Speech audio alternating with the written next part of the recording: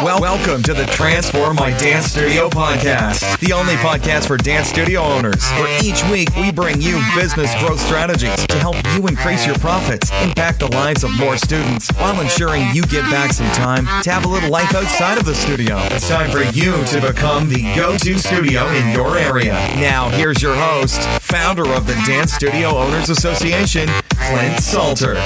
Hello there, dance studio owners. It's Clint Salter here, the host of the Transform My Dance Studio podcast. Thank you so much for joining us for today's episode number 73. Now, our guest today got his start in the field of marketing 10 years ago and is now the founder of Your Social Voice, an online marketing and lead generation agency servicing experts and small business owners. Using his expertise with Facebook ads and other online generation methods, our guest today took his agency from zero to $100,000 a month in sales in under a year. He's also known as an international best-selling author, speaker and trainer, and has taught marketing around the world. Let's jump into today's episode with the one and only Kim Barrett. Hey Kim, thanks so much for joining us today. How are you? Yeah, really well. Thank you. And yourself? Very well in Sydney, but not so sunny Sydney today, but it's still really, really warm.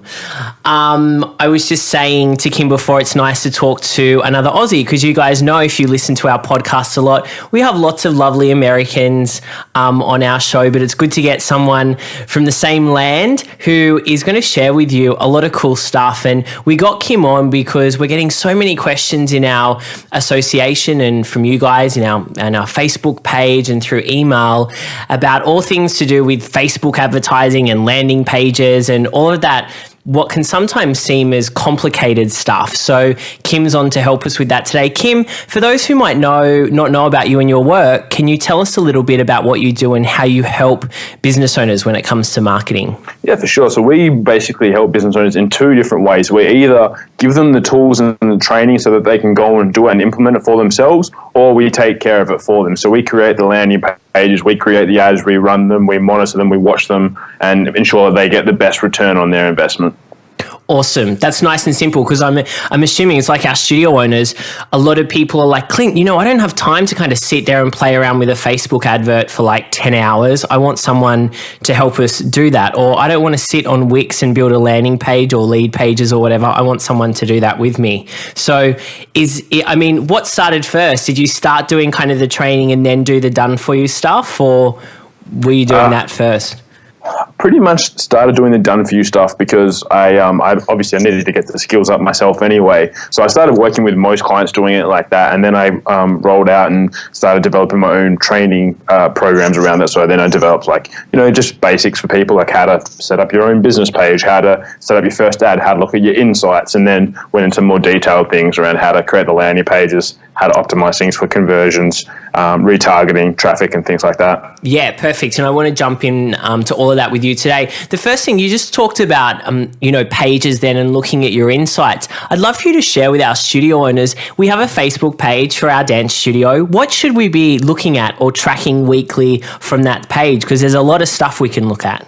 Yeah, the number one thing I like to look at is engagement. Really, other than that, doesn't really matter too much. Engagement and if the audience is building. You never want to be going backwards, so it's always good to have an increasing amount of people coming to the page. But as well, you want to make sure that whatever you're putting up there is being engaged with. Obviously, Facebook kind of makes it a little bit hard for us business owners with the actual organic reach that we have. But it's always good to make sure that people are engaging with whatever it is that we're sharing content-wise. Yeah, perfect. And is it a good idea for us to maybe look at that weekly, see what posts for the week had the most engagement, and then in a way try and, look for more content like that? Exactly, spot on. So if it's a video that they're relating to, or a photo, or maybe it's an audio, or whatever it may be, it's an instructional video, whatever does the best, just do more of that and keep improving on that. Perfect. I love it. Sounds great. Now, I want to talk about Facebook ads because I'm sure these are questions that you get a lot from your audience and from your clients as well. But recently, Facebook has the lead ad that you can do now where people can actually put in their contact details from an ad straight through Facebook without going to a landing page or your website. Can you tell us a little bit about this type of ad and the pros and cons?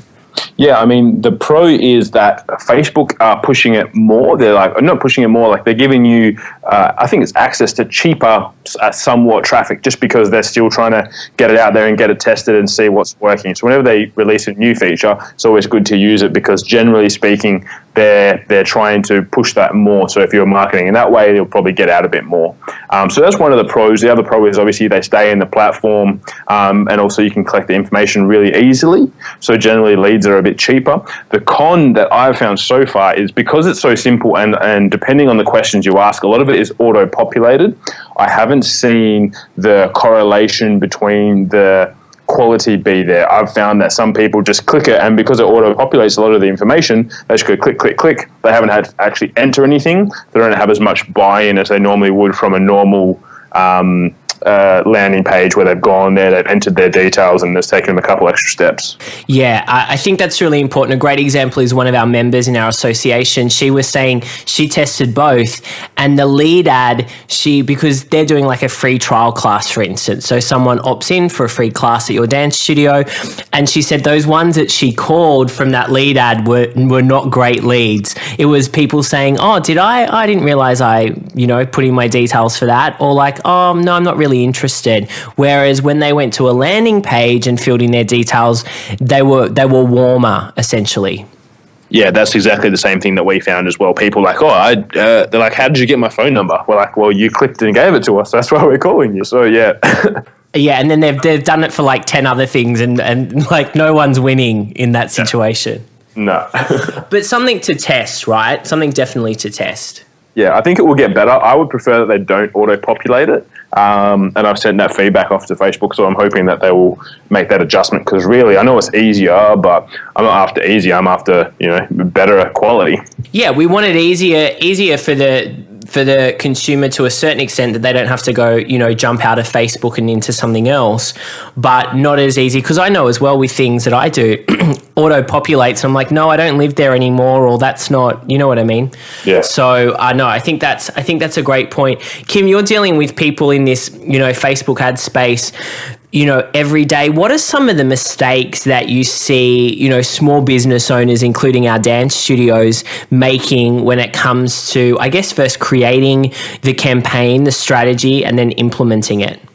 The biggest mistake I think that people make when it comes to setting it up is that, Facebook will do whatever and they'll spend money on whatever it is that you tell them to. So if you go and tell them, I want website clicks, you'll get a lot of clicks. You may not necessarily get conversions, but you'll get a lot of clicks. You want impressions, you'll get a ton of impressions.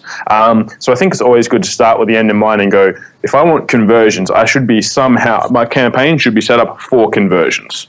So it shouldn't be set up for website clicks at the conversion level. So that's number one that I think a lot of people make. With the implementation of it, a lot of the time I find that people don't have congruency across things. So for example, like the ad image to the landing page to like even their branding and things like that, there's no consistency.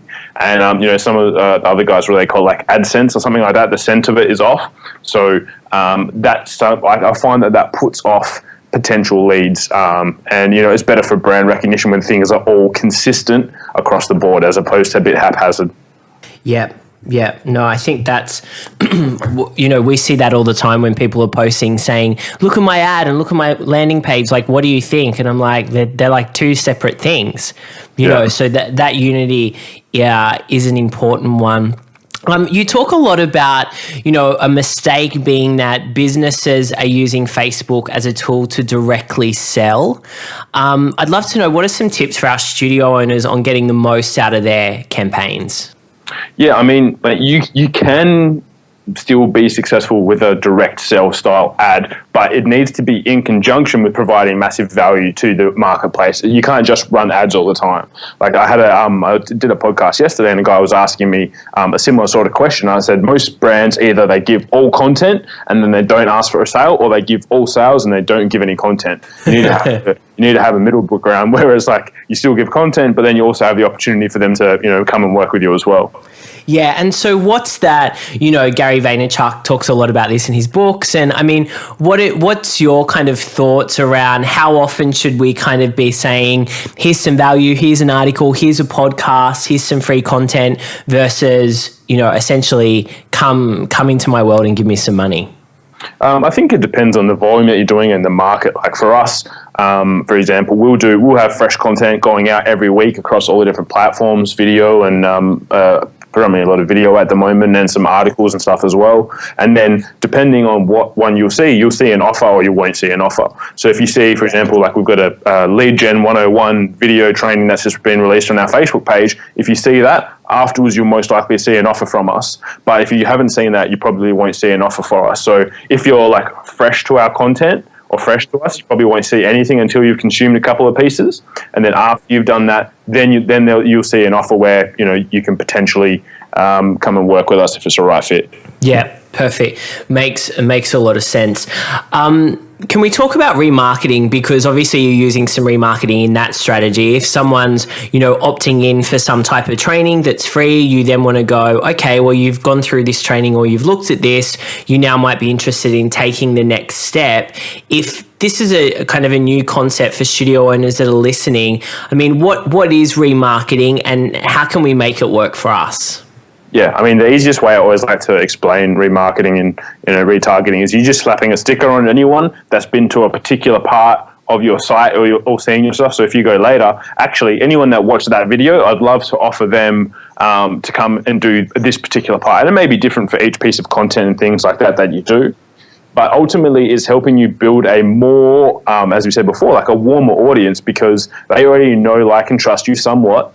And they say sometimes it's up to 11.3 or 12.3 times before people see you before sometimes they'll take the next step online, especially with online purchases. So it's just helping accelerate that process, because normally, you couldn't control if someone went to your website whether or not they would see you again. But now if they go to your website, they can see you on, Facebook, they can see you on Google Display, they can see you on YouTube. You can accelerate the process of how many times they see you, and you build up that rapport with them so that then they can take, the next step in coming and working with you. Yeah, exactly. And I think this is a great idea for our studio owners. There's a big untapped kind of market here is for those people, those potential parents and students that are going onto your website and looking at your classes, and maybe they don't take any action, so they don't fill in an email form or take up an offer for a class. You can then make sure that you are still connecting with them through, ads showing up on Facebook and through the Google network, like Kim just said.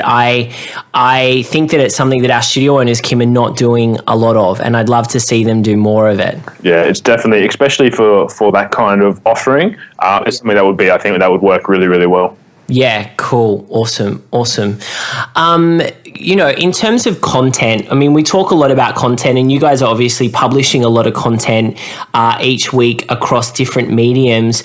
Our studio owners are like, well, Clint, I'm not a writer, and, video, I don't know how to film a video. There's maybe some technical kind of fears there. Where do we start? If we're doing no content marketing, we're kind of not putting anything out there, and all we're doing at the moment is asking people to come and do trial classes with us. Where's a great place to start? A great place to start is just with one thing, like choose one thing. And it may just be, for example, like the 3 things you need for, I'm not big on dancing, but and the three things you need for ballet class, or the 3 things you need to know about that, because you don't have to be a good writer if you know what your content's about. Or, and like a lot of people think, video, like, I don't have a production crew, I don't have, and actually just, I bought one, and I got one as a Christmas present. I got a new Canon to film video, but before that, I was just using my phone, sometimes on selfie mode, sometimes someone would hold it for me or whatever, and occasionally I have a mic. But, it's like if I was in their shoes, and when I say I'm not big on dancing, I don't know the terminology, but it might be like, here are the 3 pirouettes of ballet, or here's the first 3 steps to salsa, or something like that, and just record a short video. Because if most people in that, and from what I'm hearing from you, most studio owners probably aren't doing it. So even if you do the world's worst video, it's going to be 10 times better than anyone else because they won't have it. So over time you will improve, but it's like whenever we first start, the first thing is always it's not the best. If I came down to a dance class in the studio, like my first lesson, I would be terrible. I know that, but after the 5th, 10th, 100th time I'm there, I'm going to get a lot better. Of course. I think there's though that initial fear of like, well, it's not great and people are going to judge me, but you're kind of saying, jump in with both feet, have a go, do it, and you only get better. Yeah, and you're going to get judged if you don't do it anyway. So it's like, well, I'd rather have poor, as using inverted commas, like poor quality content than no content, because then they're going to go, these guys don't care. But if they go, well, at least if I see it, like I'd be like, at least they're trying. If I went to 3 different studio pages and I saw one had content and was giving me even a video of them talking to me about something, I would choose them over the other 2 that were just asking me to buy stuff, because it looks like they actually do care more than the others.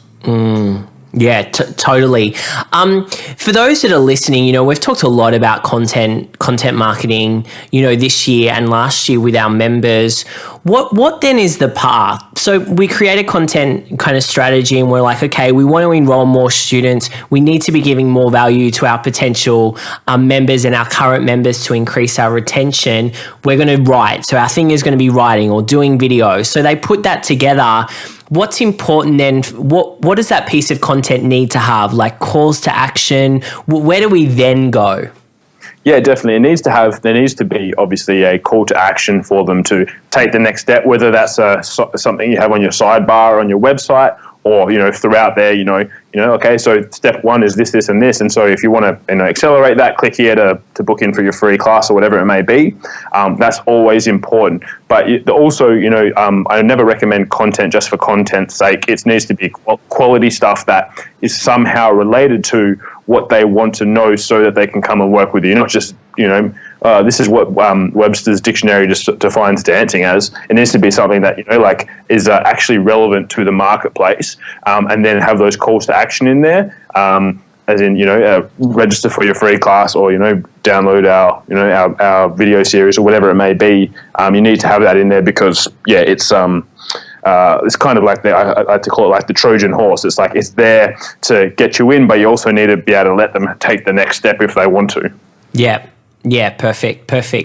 Dance is very visual. We're always, filming bits of our dance classes and putting it onto social media, and the children are sharing it on Instagram. And so it's very visual. And I think a lot of our studios would love to be jumping onto YouTube and putting videos on YouTube. But, it can be seen as being a little bit confusing and like, am I doing this right? How do I get results from it?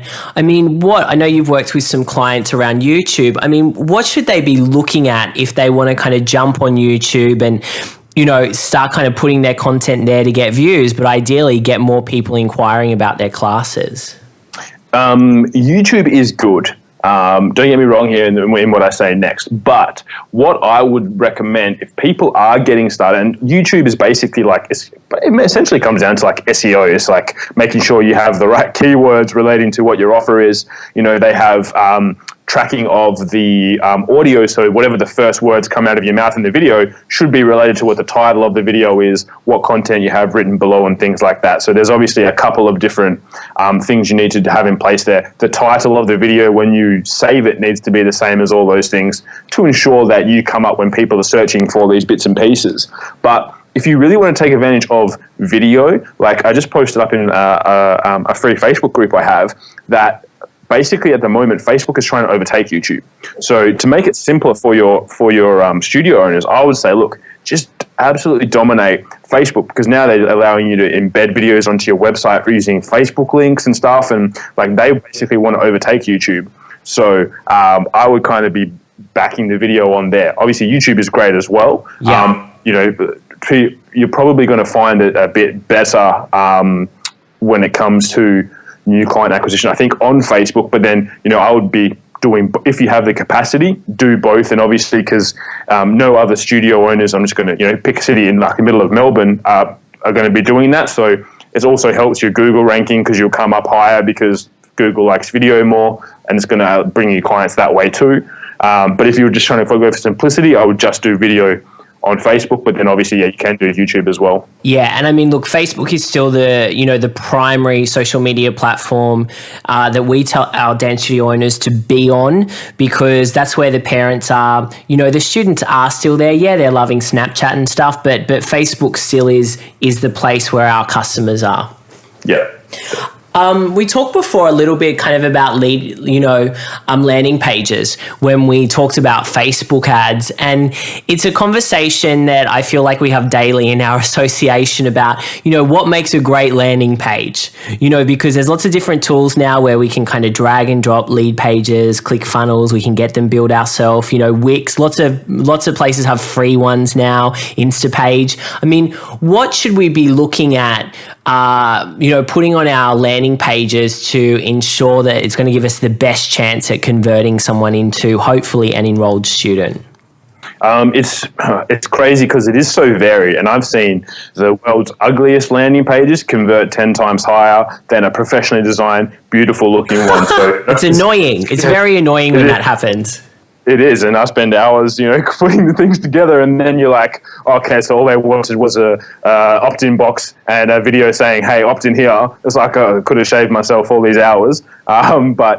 So essentially it comes down to your market. I personally, again, if you're going to go down the route of video, I find that videos on the landing page convert really well if that's a path you want to go down. A lot of my clients are big on video and they do lots of video marketing, so we use a video of them on the opt-in page, and obviously having a very strong call to action and letting people know what the outcome is of what it is, even if it's just a free training series or if it's a direct opt-in, like you're opting in for this and letting people know, because obviously as well, it needs to be compliant, which I don't think any of your studio owners would have a problem with, but Facebook does clamp down very high on compliance. So making sure it has your privacy policy on there, making sure it has your contact details on there, making sure it has your logo on there that is hyperlinked to your website. Things like that just allow, and they kind of future-proof you to make sure that you're 100% compliant before, because I feel like they're probably going to go the way of Google AdWords, where you need to make sure there's all these things in place to have a compliant landing page. Yeah, definitely. But you're right, it is very dependent on the market. You just talked about something there that has come up, a little bit, and that's, making sure that your landing page and your ad as well is compliant to the Facebook rules, because you work in this every day and you would know that they're always updating their rules. And we've had people that have had, accounts shut down as well and that type of thing. I mean, how can we ensure that we're, putting up ads and landing pages, this is on Facebook, to make sure that we're not going to get our account shut down? Basically, you just need to think about it as if the person, because the reason why this happens is Facebook's user experience, the users are their number one asset. So they want to make sure that there's nothing that can go wrong with them. So if people hit on the landing page and you're asking them to opt in for something and then you're going to call them, just make sure you say you're going to call them. Like, just be 100% transparent is the easiest thing to do. As I say, like the industry, I think you're in, there's probably less. I work with some industries and there's just crazy, like you can't even say some of them, they can't say the word make money next to each other because the account gets shut down straight away. Mm-hmm. So you just have to be aware of that and just make sure that you abide by the rules. And it's like, just that's why I say if you have like a baseline of things you need to have on the lander, as the things I mentioned before, have all of that. Ensure that you're 100% transparent. So if they opt in and they're going to get a call, say on there, you will be receiving a call from, Pete is going to give you a call or anything like that. Just making sure that you are 100%, congruent with all of that, because that's the worst one to get shut down for is like the user. They've got obviously I've had a few accounts shut down for myself and my clients over the years, and you get one and it'll be like, user experience was, it was affected, and that's why it shut down. It's the hardest one to work out why. I've just put it down to just being transparent. So if they're getting a call, make sure you say they're getting a call. If the next page has a purchase option, make sure you say you can purchase and things like that, and just make sure that you're, just keeping them 100% abreast of what actually is happening for them. Yeah. That's good. What do if an account's getting shut down, worst case scenario, you get that email, that message from Facebook, your account goes red and you're like, what do I do now? What steps would you say to people then? What do they do to kind of get in touch with Facebook? Or would you say, look, just open up, a new ad account with a new card? Yeah, always have the contingency. So I use and recommend Business Manager because you can have 2 accounts in there, have a backup card in there in case it does happen. You can, just because at the moment, like the actual process to shut down an ad account is manual, but their approval process is quite hard. Like it's not like you can speak to the person who shut your account, found out specifically why, and get it overturned. You can get it overturned, but it does take a long time. So if your business is one of the pillars of its growth is Facebook, I'd be having a backup account ready just in case, and then just plead your case and also go, if you can go through their terms and conditions and go, even perhaps, I think that this is where I may have made an error. I wish to rectify that. I want to build on the platform. I want to make sure that I'm helping, the user experience. You may be able to get it. You may be able to get it recovered. It does sometimes happen, not all the time, but you may be able to recover it.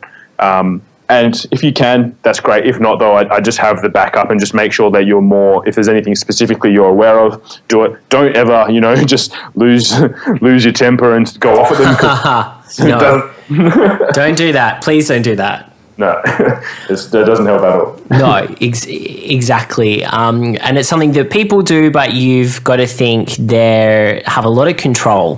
Facebook and a lot of your customers are there and they're playing. One thing we're seeing a lot of now is studio owners are catching on to the great results they can get through Facebook is more and more studios are now using Facebook advertising. And what I'm seeing is that a lot of these ads sound exactly the same, so like, and I'm sure you'd seen this in your market as well, is like everyone's offering a free trial class, to come along to a dance studio. How can we, in the beginning stages, how can we ensure that we're creating a campaign that sets us apart from everyone else?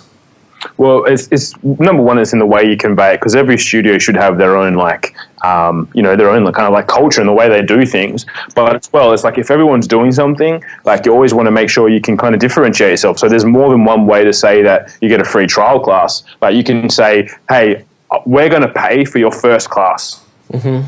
Same thing. But as well, it also attracts a slightly different demographic, because if I go, Clint, let me buy you a cup of coffee, next time it comes to getting coffee, most people, I'm sure you would be the same. You'd be like, actually, Kim, I'll get this round because you got me last time. So as well, when it comes to the conversation of coming in, it's like, we just paid for your class. Do you want to enroll? They're going to be like, well, actually, yeah, because they almost feel like they owe you something as well. So it's just positioning things slightly differently and then going, how can I be more creative? How can I be more, just different to what everyone else is doing, even if it's only a slight pivot, but how can I present what I do in a different way so that they want to choose me over, anyone else?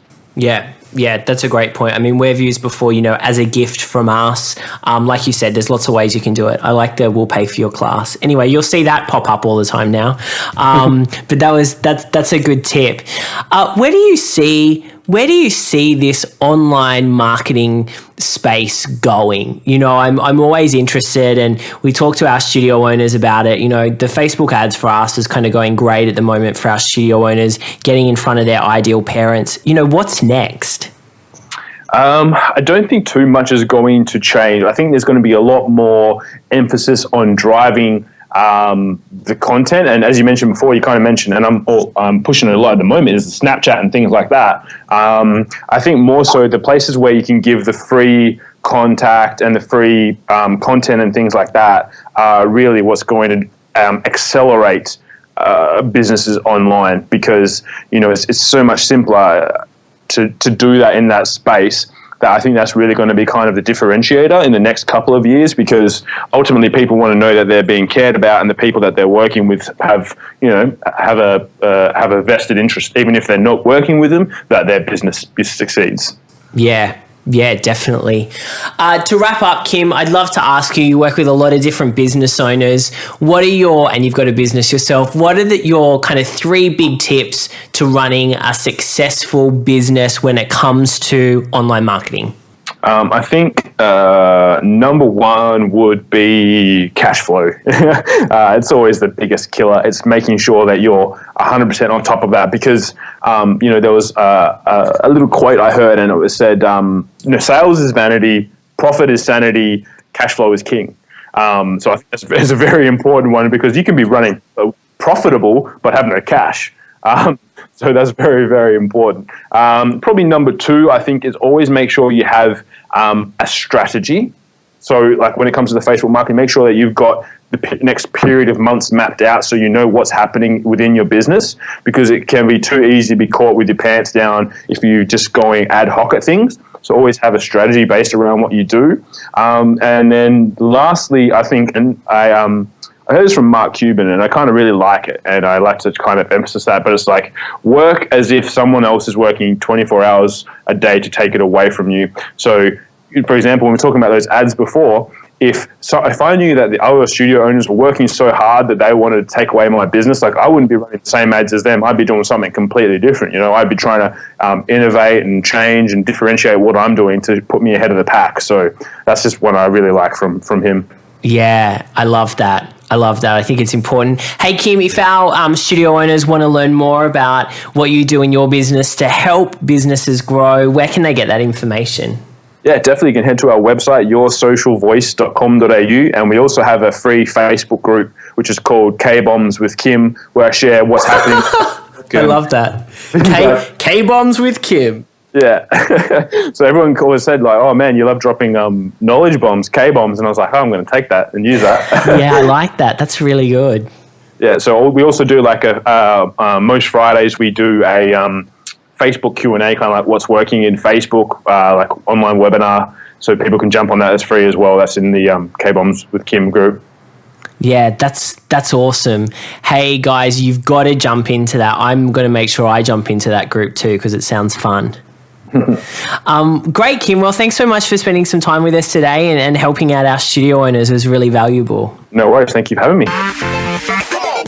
Thank you for joining us today. For all the resource links from the show and to receive access to our free dance studio growth training, make sure you visit transformmydancestudio.com.